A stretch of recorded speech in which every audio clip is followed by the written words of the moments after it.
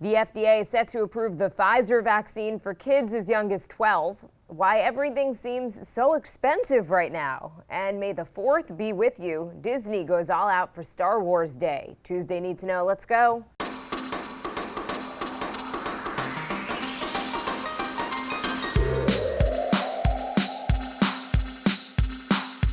Good morning. This is Cheddar's Need to Know podcast for Tuesday, May 4th. I'm Jill Wagner with Carlo Versano. Carlo, hey, Lex. good morning. How are you? Okay, how are you? Okay, you don't sound too okay. You all right? Tired. I'm just tired. Tired. Okay. Well, same here. We'll get through it together.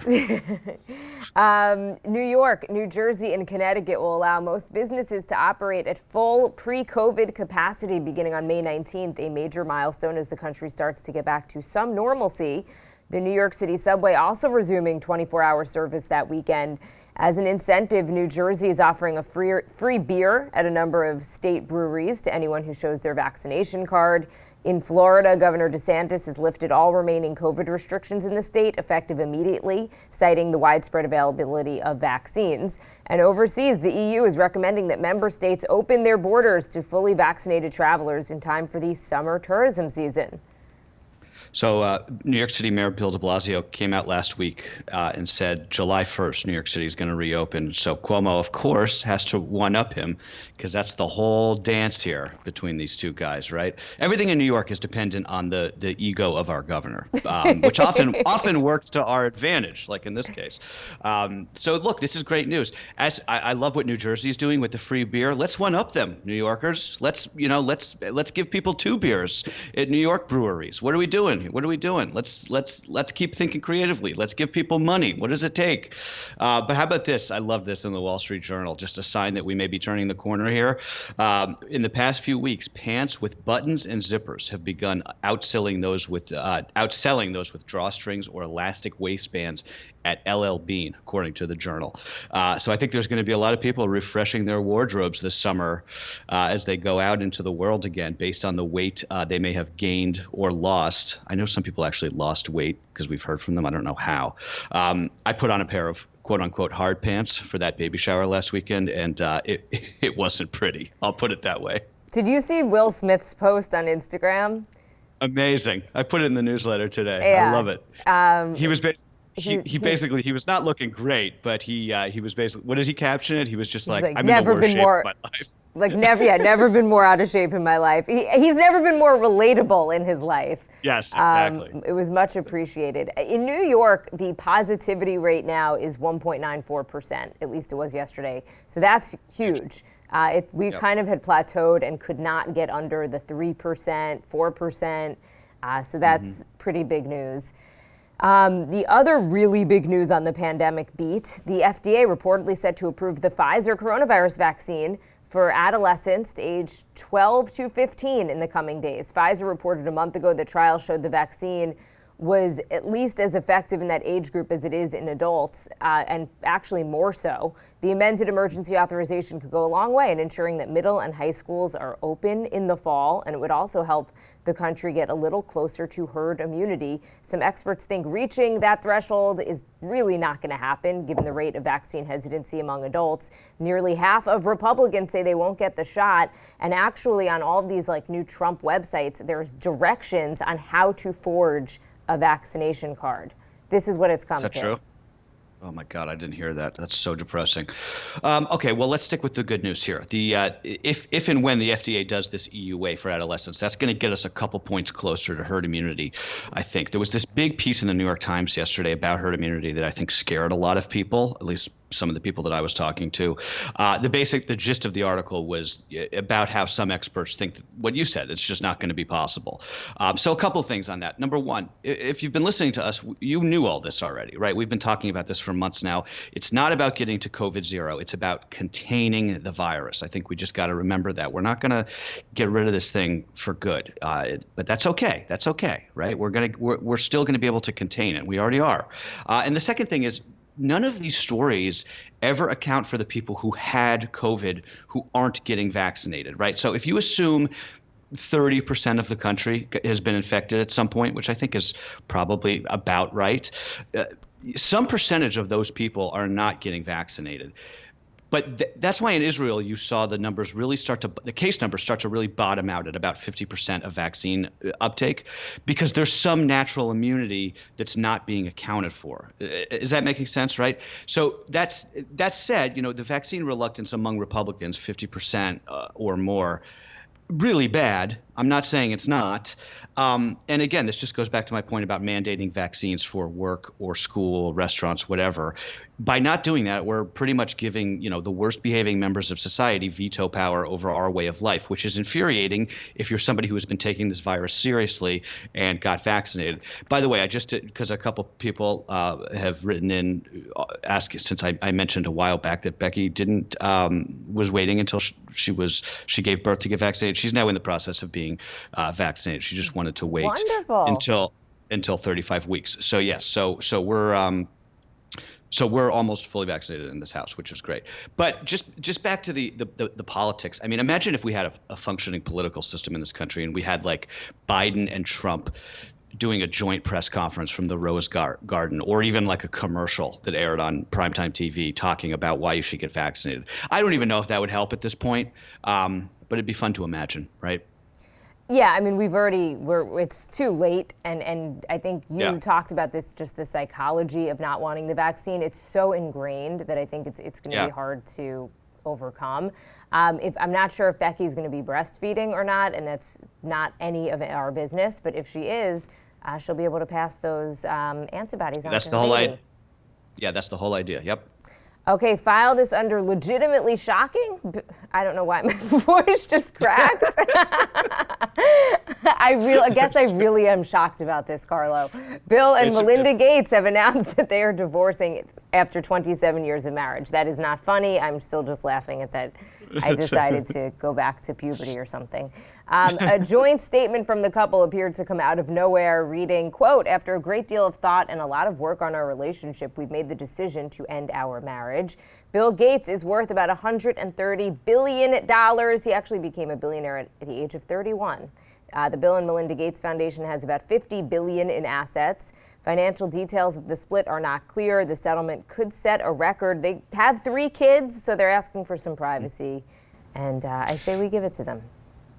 Yes, that said, I'm looking forward to finding out what the real story is here. You're like, that said, I'm doing my digging. I want to know what the heck's going on. Was that a Seinfeld thing or a Curb Your Enthusiasm thing where it's like, that being said, I feel like I do that a lot. God, imagine the paperwork for anytime I read about these sorts of divorces, I'm just like, oh God, there's some lawyers that are going to make a lot of money on this. Maybe he's just following, fellow rich person Jeff Bezos and just wants to sow his wild oats at the age of 65. I don't know.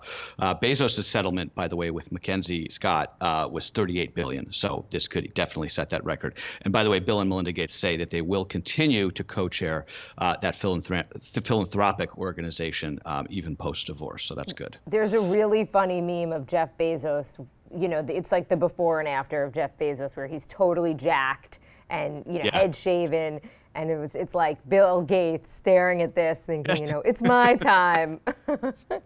I don't know. I mean, Bill Gates is I don't know if he has that sort of charisma that I don't know if it's charisma or not, but Bezos is, I don't know. I'm just going to leave it there. None of my business. And he's much older as well. Marriage is tough, Okay. A landmark trial that could have some big implications for Apple's stranglehold of the App Store is currently underway in federal court in Oakland. So this is a huge story, actually. I'm glad that we're covering it, and I think we should stay on top of it. Fortnite maker Epic Games is suing Apple, arguing that the company abuses its market power by charging app makers a 30% cut on downloads from the App Store. Epic purposely violated the App Store guidelines last year, and they created their own payment system within Fortnite. Right. And they basically did that to try to bypass the fee.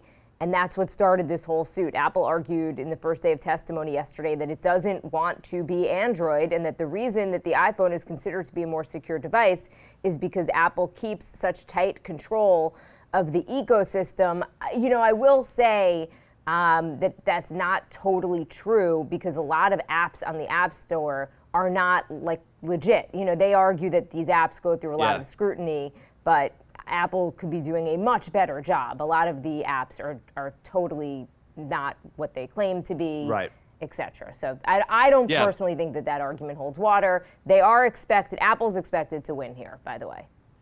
Yeah, I think they probably will, just because, they basically always do. Tim Cook, he will testify in this trial at some point. It's going to take about 3 weeks, they think. It's a bench trial, so the judge's decision will come at some point, and it will pretty much inform how the so-called app economy operates going forward. So like you said, this is a big deal to watch. Apple faces a handful of similar antitrust suits in various courts, including one just brought by the EU yesterday or 2 days ago over app fees. But one thing that I was reading about the first day of testimony just went off the rails immediately because the court did a teleconference line for people to listen, like members of the public to listen in, and they didn't mute it. So everybody who was listening in could speak. So there were all these chants of Fortnite sucks and Tim Sweeney is gay. Sweeney is Epic Games CEO. So yes, the trolling commenced immediately. So hopefully they'll figure out how to mute the line at this point going forward. Okay, so if I had to guess which way the trolling would go, I would have predicted the opposite. That I would have predicted that there'd be like Fortnite players kind of mocking Tim Cook, and not vice versa, just based on nothing. But that's just absolutely insane. How have we not figured out just how to mute the lines at this point, right? We've been doing this for so long now. Look, again, Apple's expected to come out on top here, but we could learn a lot more just about what goes on with the App Store. The thinking would be, in theory, if Apple were to lose this, the way that it would potentially change if you have an iPhone would be that you would be allowed to purchase apps from a different app store. Okay, so right now there's just an app store, an Apple App Store built into your iPhone. I think if you have an iPhone, you just take that for what it is. It doesn't even occur to you that Apple's taking a really big cut, 30%, and then can potentially get a cut if you make a purchase while in the app as well, because you have to use Apple's payment system to do it. It really is a stranglehold on it.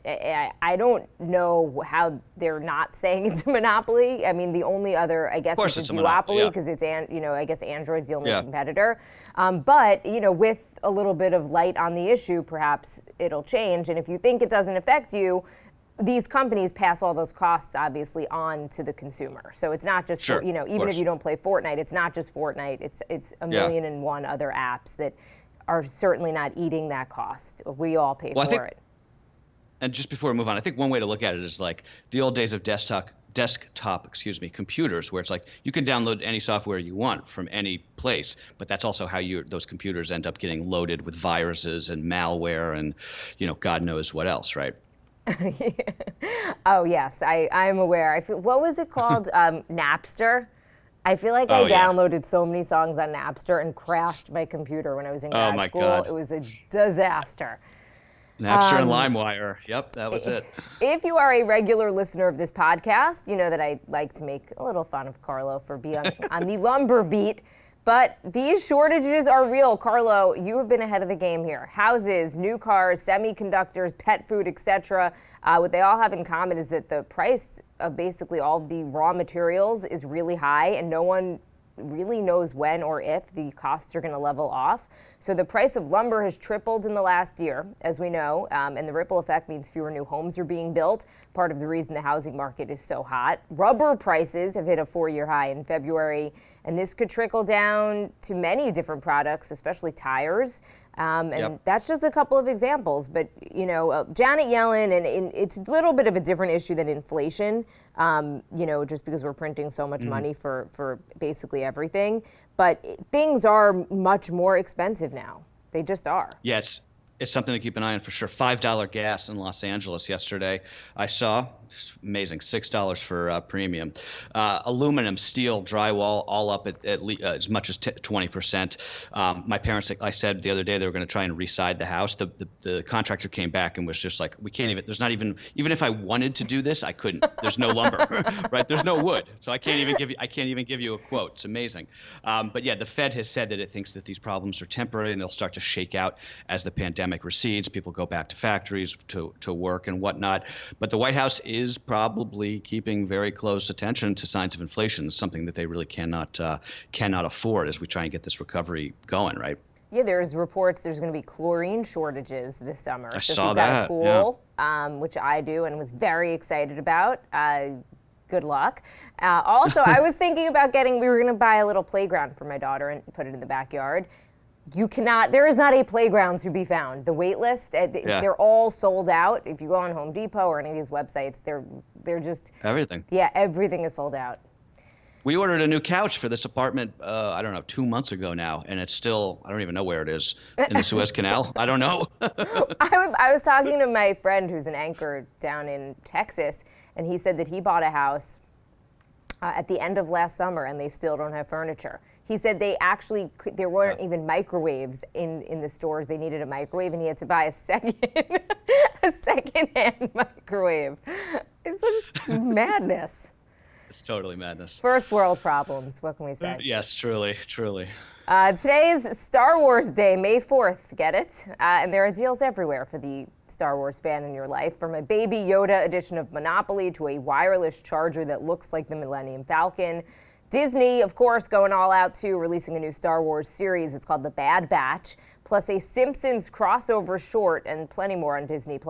Star Wars Day has pretty much gone from a niche fan holiday based on a pun to an all-out marketing extravaganza to showcase Disney's corporate synergies.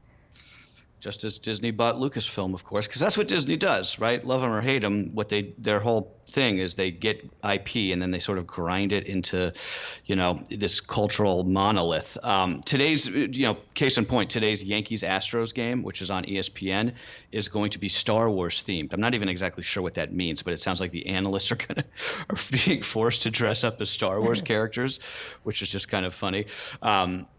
Disney's Marvel unit also dropped the sizzle reel yesterday for their next slate of films and shows, which includes the Black Panther sequel that many people are looking forward to. Yeah, I used to be into this stuff, but I think I may have just recently aged out of it, because there was a time when I would be like, I'm down for whatever new thing Marvel throws at us. And maybe it's either I've gotten older or it's just been there's just too much of it, but I'm just like, take it or leave it. I think that's it. I think at a certain point, it's just too saturated. Yeah, I think so. Totally. And finally, one of the best restaurants in the world is ditching meat. 11 Madison Park here in Manhattan, considered to be one of the top fine dining establishments anywhere, is going to make its famous $355 tasting menu entirely plant-based when the restaurant reopens for in-person service next month. The chef, Daniel Hum, said, quote, "If 11 Madison Park is truly at the forefront of dining and culinary innovation, to me it's crystal clear that this is the only place to go next." Ugh. I'm canceling my standing weekly dinner reservation over this. No, I would talk about first world problems, right? But this is news because, this is the first of the top tier, right, of the really top tier fine dining restaurants to go entirely plant-based. So it's important in terms of sort of trend setting, right? There's a restaurant called ONA in Bordeaux, France, that became the first plant-based restaurant in that country to get a Michelin star last year. A restaurant called Nick's, also in New York City, followed soon afterwards. Epicurious, the restaurant or the recipe website, a couple weeks ago said that they're going to stop publishing beef recipes. I don't know if anybody else saw that. I thought that was pretty fascinating. So we're definitely sort of seeing this sea change in certain parts of the country when it comes to meat, right? Meat eating. I think the fear is that this becomes sort of like another battle line in the culture war, where it's like, oh, those snobs in New York City are ditching meat, but come to Carlo's Burger Joint here, and we'll give you all the meat you can have. So I don't know. I mean, look, I'm not a vegan, but I certainly respect the idea that factory farming alone is just one of the biggest drivers of climate change, and it's a big issue that needs to be solved. But 11 Madison Park, I don't know if you've ever been. I've always wanted to go, but I could never justify that cost. I went for a restaurant week many, many years ago. I did a lunch there. And it was just a cool experience. Yeah, but I mean, this was like 15 years ago, I think. So I was trying to figure out what they're going to be serving. So they're known for honey glazed duck, butter poached lobster, foie gras. Is that how you say it? Foie gras? Foie gras, yeah. Foie gras. Yeah, foie gras. clearly, I'm not a connoisseur. And okay, so they're going to be serving, the only non-vegan things that they're going to be serving are milk and honey. So they'll still have that. And it's basically, the chef, Hum, is basically saying that he's excited about new flavors like intense vegetable broths, plant-based creams, butters, and fermented ingredients. I'm sure it's going to be delicious. I'm sure it's going to be amazing, yeah. And yeah, perhaps it's. We'll probably see many more restaurants doing this as well. I would think. I think so, and maybe it'll be great, right? Maybe because these are the best chefs in the world, so maybe there'll be some amazing innovations in sort of vegan and vegetarian food that we can't even think of with our little brains right now, right? And we'll, in some period of time when my daughter's grown up, she'll be like, I can't believe you people used to eat meat. Like, that's crazy. I don't know. It is a little barbaric. It is. But really if you've good. ever seen what goes on in the wild, animals eat each other all the time. I don't want to get into this debate. It's way too early and just going to go nowhere good. But that is what you need to know for Tuesday, May 4th. All right, guys, have a good one.